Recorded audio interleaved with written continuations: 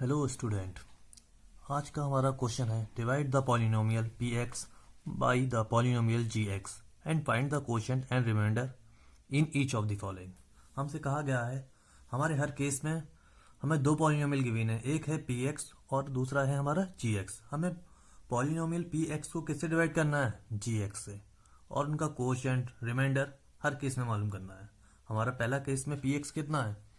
X cube minus 3x² plus 5x minus 3, और जी x कितना है? x² minus 2। चलिए डिवाइड करते हैं पी एक्स को जी एक्स। तो डिविडेंड हमारा होगा पी एक्स और डिवाइजर होगा हमारा जी एक्स।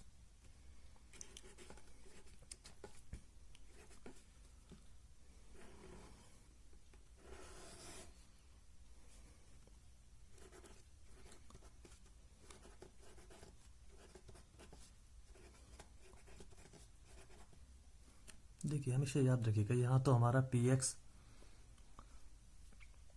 का हमारा पहला टर्म क्या है? एक्स क्यूब, दूसरा टर्म है माइनस 3x², तीसरा टर्म है 5x और फोर्थ टर्म है हमारा -3। तो आप एक चीज़ ऑब्जर्व कर सकते हैं कि पी एक्स में जो पहले टर्म है उसकी पावर है 3, दूसरे टर्म की 2, तीसरे टर्म में वेरिएबल की पावर 1 और फोर्थ टर्म में जहाँ कॉन्स्टेंट होता है वहाँ पावर मानी जाती है वेरिएबल की 0। तो क्या है, डिक्रीजिंग ऑर्डर है पावर का। तो इसी ऑर्डर में हमें डिविडेंड को भी रखना है और इसी ऑर्डर में हमें डिवाइजर को याद रखना। तो देखिए डिवाइजर में हमारी पावर वेरिएबल की पावर कितनी है? 2, और दूसरा टर्म क्या है? कांस्टेंट यानी 0। तो डिक्रीजिंग ऑर्डर में अरेंज करके रखते हैं। अब देखिए हमारे डिविडेंड का पहला टर्म क्या है? एक्स क्यूब, और डिवाइजर का पहला टर्म क्या है? x²। तो मैं क्वोशिएंट में ऐसा टर्म लिखूंगा जिसको अगर मैं x² से मल्टीप्लाई करूं तो क्या आना चाहिए? एक्स क्यूब आना चाहिए। तो x² को किससे मल्टीप्लाई करूंगा मैं? x से। जब x से x² को मल्टीप्लाई करूंगा तो क्या आएगा? X cube. फिर इसी x से डिवाइजर के दूसरे टर्म यानी -2 को भी मल्टीप्लाई करूंगा तो क्या आएगा? माइनस का 2x। तो यहाँ हमारे पास x वाला टर्म कहाँ है? तीसरा। तो मैं उसी को यहाँ लिखूंगा 2x। याद रखना जैसा हमारा टर्म आएगा हम उसी के नीचे लिखेंगे। अगर ये x² में आता टर्म तो हम x² वाले के नीचे लिखते हैं। हमारा टर्म किस में आया है? x के टर्म में, तो हमने x वाले टर्म के ही नीचे ही लिखा इसको। अब हम करेंगे सबट्रैक्टिंग। जब सबट्रैक्टिंग करते हैं हम तो नीचे वाले जो टर्म आए हम इनके साइन चेंज हो जाते हैं। ये प्लस में था माइनस में हो गया, ये माइनस में, ये किस में हो जाएगा? प्लस में। तो ये एक दूसरे को कर देगा कैंसिल आउट। अब यहाँ से क्या है? माइनस का जो पहला टर्म है जिसकी पावर ज़्यादा है किसकी? x² की, तो इसको उतार लीजिए नीचे। तो ये हो गया माइनस का 3x²। 5x प्लस 2x कितना हो गया? प्लस का 7x और माइनस का 3। अब देखिए हमारा डिविडेंड है माइनस का 3x² प्लस 7x माइनस 3, और डिवाइजर हमारा सेम ही है x² माइनस 2। अब देखिए यहाँ पहला टर्म माइनस में आ रहा है ना, तो हम ऊपर माइनस लगा लेंगे। अब देखिए यहाँ पहला टर्म क्या है? 3x², और यहाँ क्या है? x²। तो x² को किससे मल्टीप्लाई करूँगा मेरे पहले टर्म के बराबर आए? तो मैं किससे करूँगा? 3 से। तो क्या हो जाएगा? माइनस का 3x²। अब डिवाइजर के सेकंड टर्म को भी -3 से ही मल्टीप्लाई करूंगा तो क्या आएगा? प्लस का 6। तो इसे कांस्टेंट नंबर के नीचे ही लिखा। अब मैं करूंगा सबट्रैक्टिंग, तो ये हो जाएगा प्लस में और ये हो जाएगा माइनस में। माइनस प्लस एक दूसरे को क्या कर देंगे? कैंसिल। क्या बचा हमारे पास? 7x माइनस और -3 और -6 के हो माइनस का 9। और याद रखिएगा डिविडेंड को डिवाइजर से कब तक डिवाइड करते हैं? जब तक डिवाइड करते हैं तब तक जो हमारा नीचे रिमाइंडर आ रहा है उसकी डिग्री इससे कम हो जाएगी, तो हम डिवाइड नहीं करेंगे। याद रखिएगा अगर रिमाइंडर की डिग्री हमारे डिवाइजर की डिग्री के बराबर या उससे ज़्यादा आएगी तब तो हम डिवाइड करते हैं। अगर उससे कम हो जाएगी तो हम वहाँ स्टॉप हो जाते हैं, हम फर्दर डिवाइड नहीं करते। अब देखिए हमारे रिमाइंडर की डिग्री कितनी है? यहाँ पर 1, और डिवाइजर की कितनी है? 2। इसका मतलब हम इसे फर्दर डिवाइड नहीं कर सकते। तो हमारा रिमाइंडर क्या हो गया? ये हमारा हो गया रिमाइंडर। रिमाइंडर को मैं दिखा रहा हूँ R से, ठीक। और हमारा क्वोशिएंट क्या हो गया? ये, इसको मैं दिखा रहा हूं Q से। सेकंड पार्ट में हमारा पी एक्स है x की power 4 minus 3x² plus 4x plus 5। P x में कितने टर्म है? 4 टर्म। और जी एक्स है हमारा x² प्लस 1 माइनस x। इसमें कितने टर्म है? 3। तो चलिए डिवाइड करते हैं।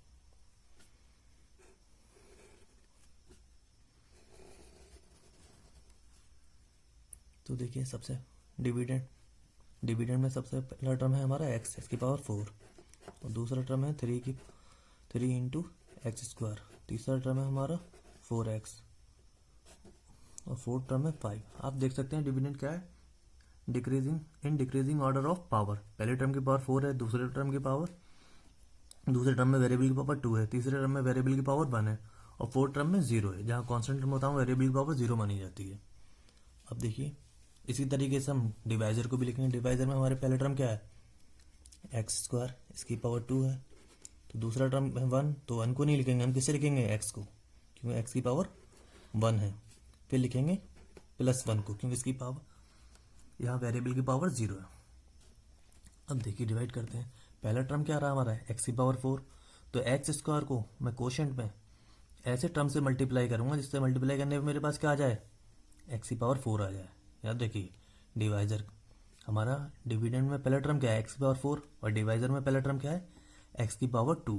तो मैं कोशेंट में ऐसे टर्म से डिवाइजर के पहले टर्म को मल्टीप्लाई करूंगा कि मल्टीप्लाई करने में मुझे क्या मिलना चाहिए, एक्स की पावर 4। तो मैं किससे मल्टीप्लाई करूंगा, एक्स की पावर 2 यानी एक्स स्क्वायर से। जब एक्स स्क्वायर से मल्टीप्लाई होगा क्या आएगा, एक्स की पावर 4। अब इसी एक्स स्क्वायर से याद रखिएगा डिवाइजर के जितने टर्म बचे हैं उनको मल्टीप्लाई करेंगे। तो दूसरा टर्म क्या है डिवाइजर का, माइनस के एक्स को जब मैं एक्स स्क्वायर से मल्टीप्लाई करूंगा तो क्या आएगा, माइनस का एक्स क्यूब।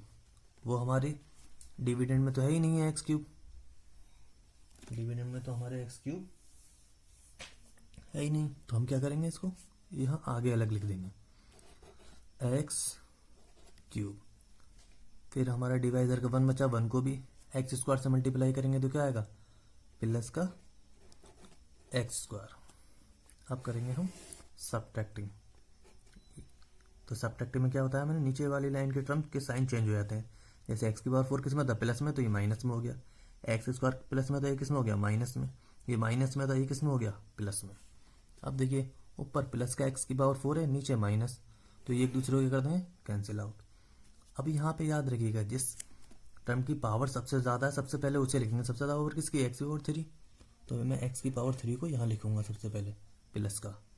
फिर माइनस का 3x स्क्वायर, माइनस का एक्स स्क्वायर क्या आ जाएगा, माइनस का 4x square, plus 4x plus 5।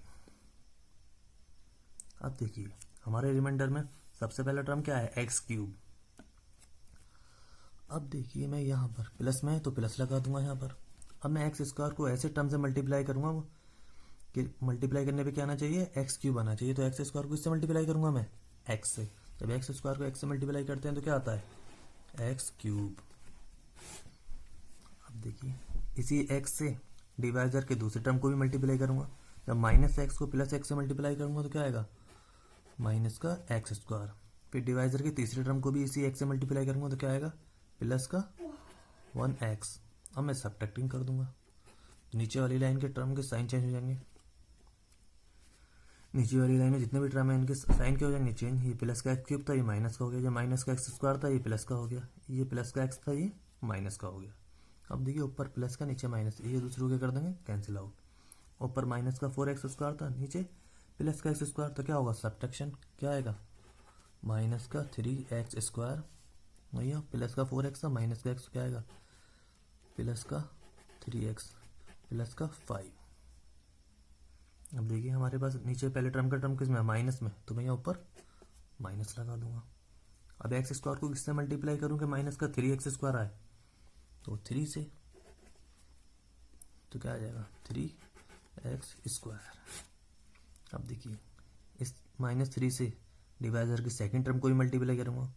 Quotient minus का एक्स जब माइनस के 3 से मल्टीप्लाई होगा तो क्या आएगा, प्लस का 3x। 1 जाके मल्टीप्लाई होगा -3 से तो क्या आएगा, माइनस का 3।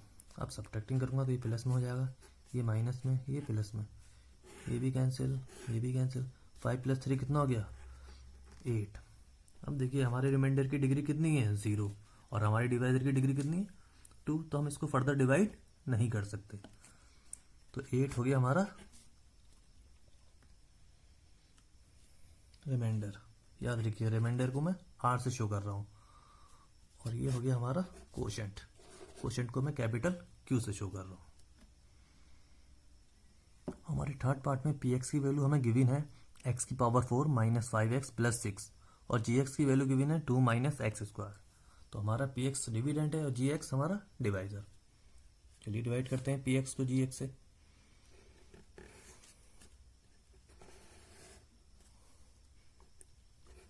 एक्स की पावर 4 5x प्लस 6।